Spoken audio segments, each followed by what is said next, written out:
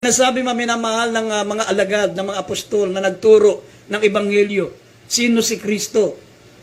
Kasi marami nagtuturo ng ibang Kristo. Sabi, mga minamahal, na merong magtuturo ng ibang Kristo, ibang Jesus.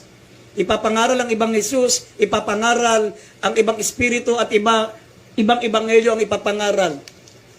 Ano itinuturo ng mga alagad, mga minamahal, na ayon sa kalang Ebanghelyo? Sino po ang ating mahal na Panginoong Jesucristo? Basahin po natin sa Titus, chapter 2, verse 13, maminamahal hanggang 14.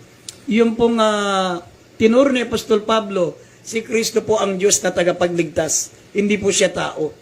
Siya po Diyos na tagapagligtas. At yung sinabi ng Biblia na ibinigay ng Diyos ang kanyang bugtong na anak, siya mismo yun, sabi ng Biblia na ang Diyos na dakilang tagapagligtas, ibinigay niya mismo ang kanyang sarili. Kaya nga, sabi ng Biblia, yung Ama, naman na ibinigay niya kanyang bugtong na anak, ibig sabihin nun, nagkatawan tao ang Diyos.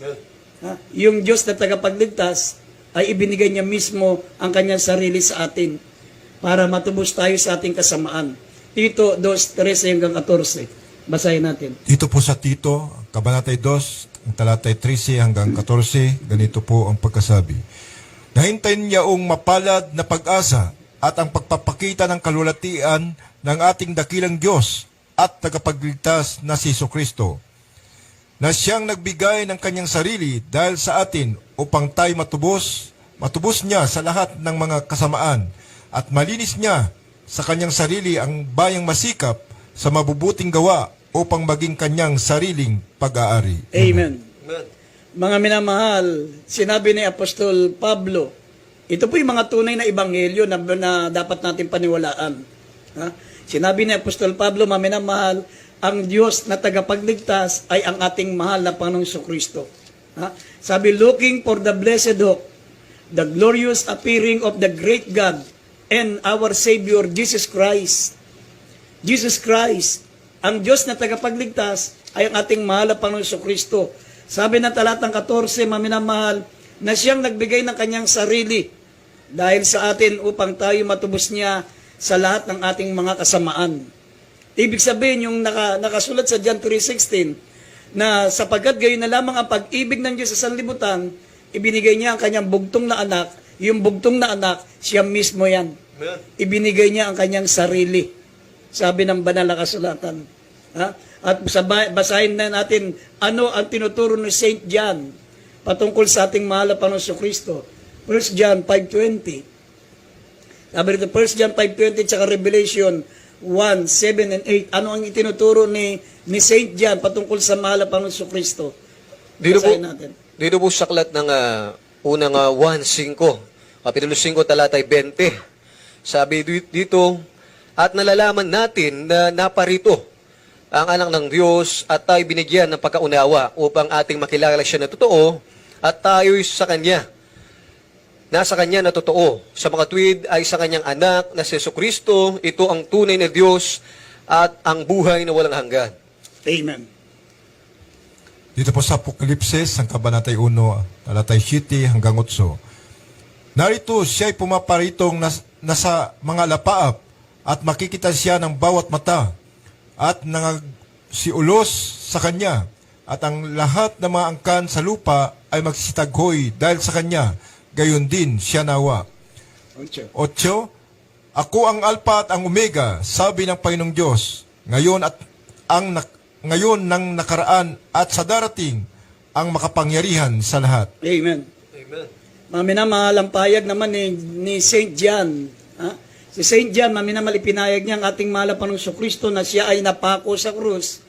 Yung inulos sa tagiliran, mga minamahal, sabi, makikita siya ng bawat mata at ng mga nagsiulos sa kanya, yung nagsiulos sa kanyang tagiliran. Ang pakilala ni Apostol John, maminamal sabi, siya ang Alpha at ang Omega, ang Panginoon Diyos, ngayon at ang nakaraan, ang darating, ang makapangyarihan sa lahat. Ganyan ang pagkakilala niya sa mahal na Panginoong Jesucristo, yung ipinako sa krus, yung inulos sa tagiliran ng mga sundalong Romano. Siya po ay ipinakilala ni Saint John na minamahal bilang Alpha and Omega.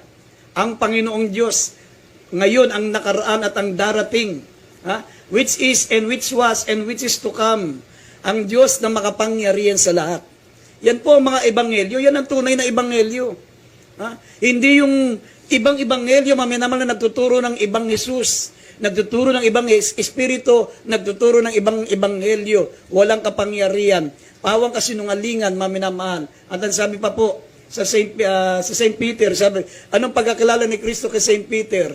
O sabi, pagkilala ni St. Peter sa mahal na Panginoong Kristo. Basahin natin 2 Peter 1, verse 1. Dito po sa 2 Peter, talata po 2, talata... Uno. Dito po sa 2 Peter chapter 1, verse 1, dito po. Si Simon Pedro na alipin at apostol ni Jesucristo sa nagsipagkamit na kasama namin ng mahalagang pananampalataya sa katwiran ng ating Diyos at tagapagligtas na si Jesucristo. Amen. Amen. Na tagapagligtas. Sabi, maminamahal, ang ating mahal na Panginoong Kristo, siya po ay pinakilala ni Apostol Pedro bilang ating tagapagligtas na si Jesucristo. Ating Diyos na tagapagligtas na si Jesucristo. Ha? Maraming mga talata, maminamahal, si Saint Jude, maminamahal, Jude. Sabi rito sa Jude 1:25, ipinakilala niya ng ating mahal na Panginoong Kristo, maminamahal, siya po ang nag-iisang Diyos. Basahin natin. Jude 1:25. Dito po sa Jude 1:25, sa isang Diyos na ating tagapagligtas, sa pamamagitan ni Jesucristo na ating Panginoon, ay sumakanya nawa ang kalulatian, ang karangalan, ang paghahari, at ang kapangyarihan sa kauna-unahang panahon at ngayon at magpakailanman siya nawa. Amen. Amen. Nag-iisang Diyos na ating tagapagligtas, ang mahal na Panginoong Kristo na ating Panginoon. Ha? Ito yung mga tunay na mga mangangaral ng Ebanghelyo. Kaya kung mayroong nagtuturo sa panahon natin ngayon, mga minamahal, sino ang paniniwalaan natin? Paniniwalaan nyo ba, mga minamahal, yung mga nagsulputan, mga nagpapakilala ng mga ministro daw, na sila raw ay mga propeta, na sila raw ay mga ngaral, pero ibang Isus ang pinakikilala nila? Sabi nga ng isang pinuno ng simbahan, ng isang malaking simbahan, sabi, mga minamahal, iisa lamang daw ang Diyos. Iisa lamang daw ang Kristo na ating sinasamba. Hindi po. Iba ang Diyos nyo, iba ang Kristo na pinakikilala nyo. Ang Kristo na pinakikilala nyo hanggang ngayon nakapako pa rin. Ang Diyos na ipinakikilala nyo ay yung pong tao. Ay yung Kristo na pinakikilala nyo ay tao. Hindi Diyos ang pinakikilala nyo. Meron namang mga pastor nagtuturo na si Kristo ay pangalawang Diyos. Merong Diyos na mas makapangyarihan pa sa Kanya. Siya ay ikalawang persona lang ng Diyos. Tignan nyo, maminamahal, yan ang sinasabi ko, na sinasabi ng Biblia ng mga false teacher, false prophet. Mas matindi yung nasa Davao. Hindi lang siya nagpakilalang prophets, at hindi lang siya nagpakilala na teachers o pastor o ministro. Nagpakilala mismo siya ang Kristo. Talagang nakakakilabot na ang panahon natin ngayon, na talagang kung hindi ka magbibigay pansin sa spiritual na bagay, mga minamahal, ay madadaya ka, mapupunta ang kaluluwa mo sa impyerno.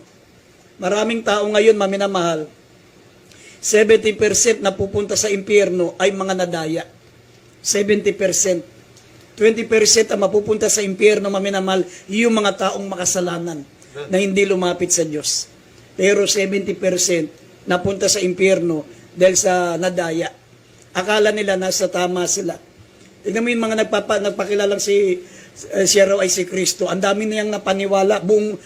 Napakarami niyang mga member sa buong mundo.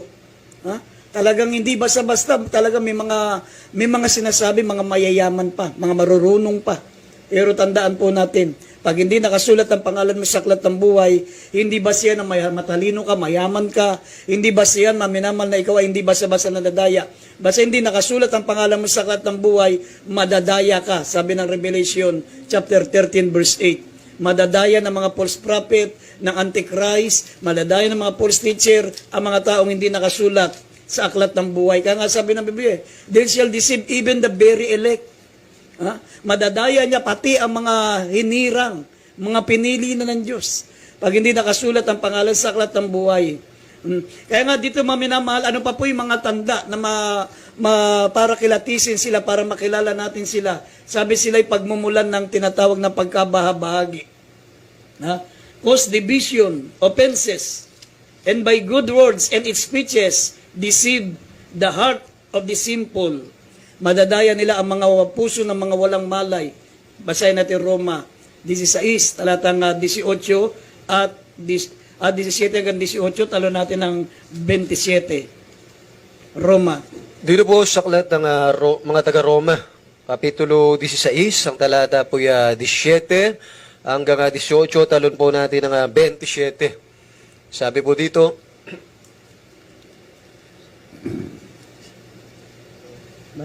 dito po sa 17, sabi po dito, ngayon ipinamamanhik ko sa inyo mga kapatid, na tandaan ninyo yaong mga pinanggagalingan ng pagkakabahabahagi at ng mga katitisuran laban sa mga aral na inyong nangapag-aralan. At kayo'y magsilayo sa kanila. 18, sapagkat ang mga yaon ay hindi nagsisipaglingkod sa Kristong Panginoon, kundi sa kanilang sariling tiyan at sa pamamagitan ng kanilang mabuting pananalita at maiinam na mga talumpati ay dinadaya ang mga puso na mga walang malay. Sa 27, sa isang Diyos na marunong sa pamamagitan ni Jesucristo na sumasa Kanya ang kalwalatian magpakailanman siya nawa. Amen. Amen. Ito po, mga minamahal, ang mga signs. Paano makilala mga false minister, false teacher, false prophet. Ang sabi ng Biblia, hindi sila naglilingkod sa Kristong Panginoon.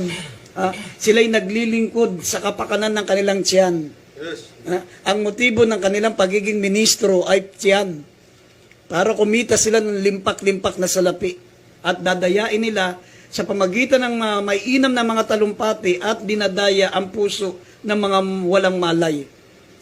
Kahit alam nila, maminamahal, kasi yung mga yan, bago yan naging ministro, gumagraduate yan ng Bible School, nag-aaral ng Bible School yan. Pinag-aaralan na nila ang Biblia.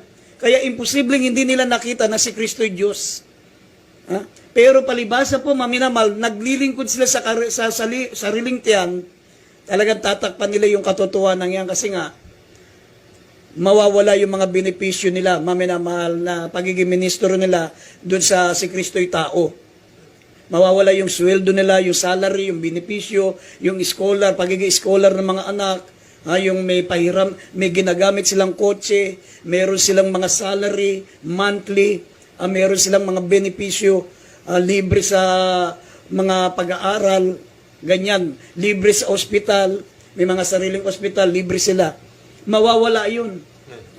Pag itinuro nila na si Kristo ay Diyos. Yes. Sabi ng 27, maminamahal, na pinakilala na nga dito sa isang Diyos na marunong, the only wise God, through Jesus Christ forever. Sumasa Kanya ang kalatian magpakailanman. Ang nag-iisang Diyos na marunong sa pamagitan ng mahal na Panginoong Jesucristo. Kaya nga, itong mga taong ito ay naglilingkod sa kalang sariling tiyan. Ibig sabihin, sa sarili nilang kapakanan. Para sa salary, para sa mga benefits. Kaya hindi nila itinuturo ang buong katotohanan, maminamahal. Pero dito sa Biblia, dito sa banal na kasulatan, maminamahal, hindi ka pwedeng umakyat sa langit na binababa mo si Kristo. Pag binaba mo ang malapang ng Kristo, sabi ng Biblia, sinong aakyat sa langit upang ibaba si Kristo? Sinabi ng John chapter 3, verse 13 up to 15, kung paano itinaas ni Moses ang aas sa ilang, ay dapat itaas si Kristo. Para makilala mo ang tunay na Diyos, makilala mo maminamal ang God the Father, sabi malibang itaas nyo si Kristo, hindi nyo makikilala na ako nga. Sabi ng John 8:28, kaya nga walang aakyat sa langit kapag ibinaba si Kristo. Pag itinaas mo ang mahal na Panginoon, sabi ng Biblia, sa John 12:32, kung ako'y maitaas nyo mula sa langit, ang mga tao'y palalapitin ko sa akin din. Yan po, maminamahal, ang mga talata. Basahin natin mga talata. Dito muna sa Roma 10, talatang 6, hindi ka pwedeng umakit sa langit upang ibaba si Kristo. Dito sa John chapter 3, verse 13, up to 15, talo natin ang 18 and 36. Mamaya sa John 3:13, 15, Talo ng 18 at 36, at mamaya dito sa John 8:28. Basahin natin mga talata.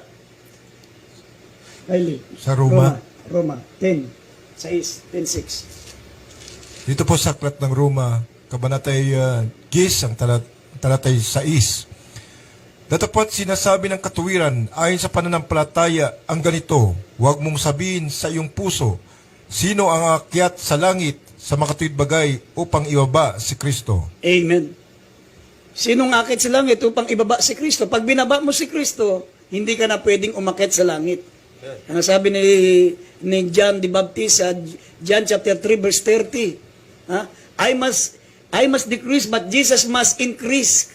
Kinakailangang itaas si Kristo, ako'y kinakailangan mababa, pero si Kristo kailangang itaas. Basahin natin John 3:30, tapos taas natin ng 13 hanggang 15.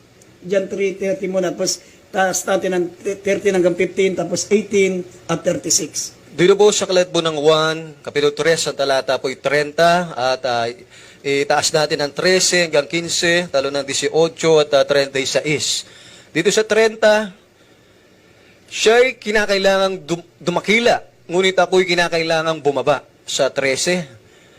At walang umakyat sa langit, kundi ang nanggaling sa langit. Sa makatuwid bagay, ang anak ng tao na nasa langit.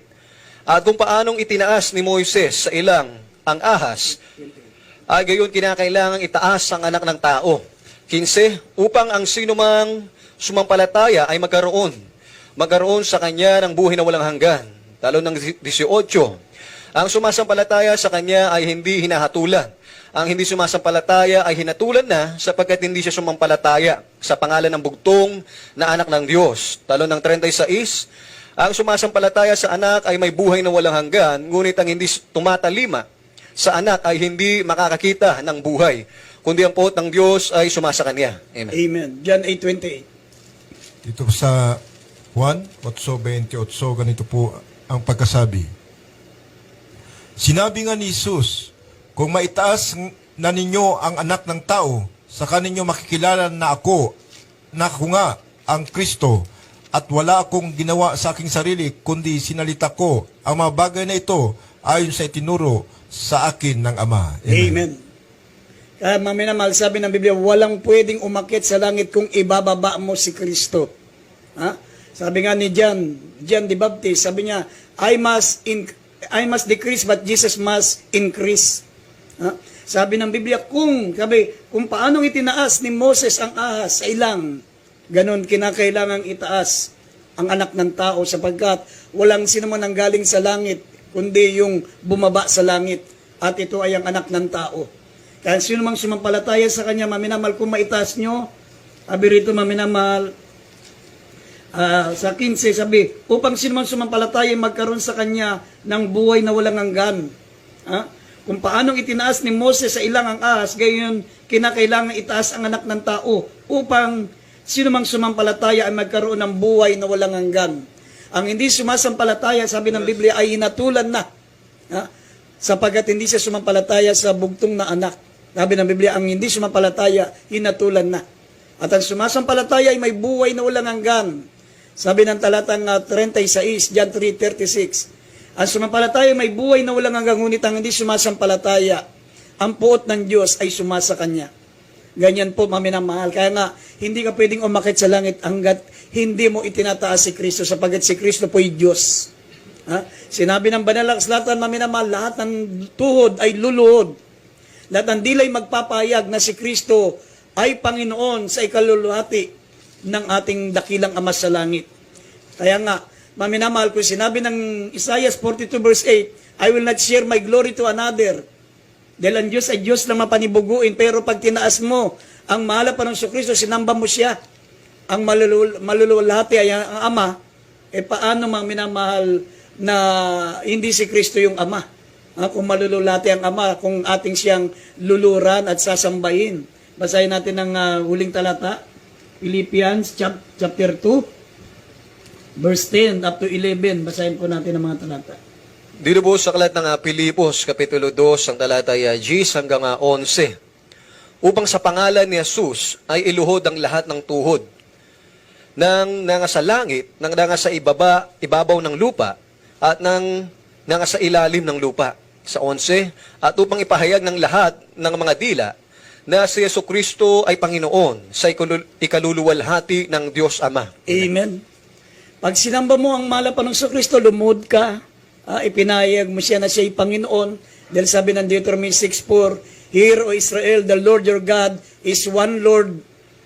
Pag ipinahayag mo na si Kristo ay Panginoon, ikaw ay lumuhod, sumamba ka sa Kanya, at ipinahayag mo siya na siya ang Panginoon, sabi ng Biblia, mga minamahal, sa ikalalulati ng ating dakilang Ama sa langit. Ibig sabihin, kung malululati ang ating dakilang Ama sa langit, sino si Kristo? Ibig sabihin, siya po ang Ama natin sa langit. Si Kristo po ang Diyos. Mga minamahal, sapagkat kapag sinasamba mo siya, ipinapahayag mo siya na siya ay Panginoon, ay nalululati ang Ama sa langit, di siya nga po yung Diyos. Dahil ang Diyos papanibuguin Hindi niya ibibigay ang kalulatian sa iba kaya nga pag sinasamba natin siya, nalulati ang Diyos Ama, ibig sabihin siya nga po ang ating dakilang Diyos. Yes. Kaya sa gabing ito, maminamahal, buksan niyo po yung mga puso. Tanggapin yung ating mahal na Panginoong Kristo bilang sariling tagapagligtas. Lagi kong sinasabi, maminamahal, ayon sa banal na kasulatan, hindi po kayo magiging tunay na anak ng Diyos hanggat hindi po kayo sumasampalataya na si Kristo po ay Diyos. Kahit kayo po yung mga obispo na, kahit kayo po mga minamahal ay matagal na naglilingkod sa inyong mga simbahan. Diyan na kayo tumanda, diyan na kayo inuban, diyan na kayo mga minamahal nagpakadulubasa sa pagbabasa sa Biblia. Hindi kayo pwedeng maging anak ng Diyos na sa John 1:12. Ang binibigyan lang ng karapatan tawaging anak ng Diyos ay yung nagsitanggap sa kanyang pangalan. Sa makatuwid ay ang sumasampalataya sa ating mahal na Panginoong Kristo na siya po ay Diyos. Maliwanag po na sa John 1:12, si Kristo po ay Diyos na nagkatawan tao. Tanggapin natin siya bilang sariling tagapagligtas.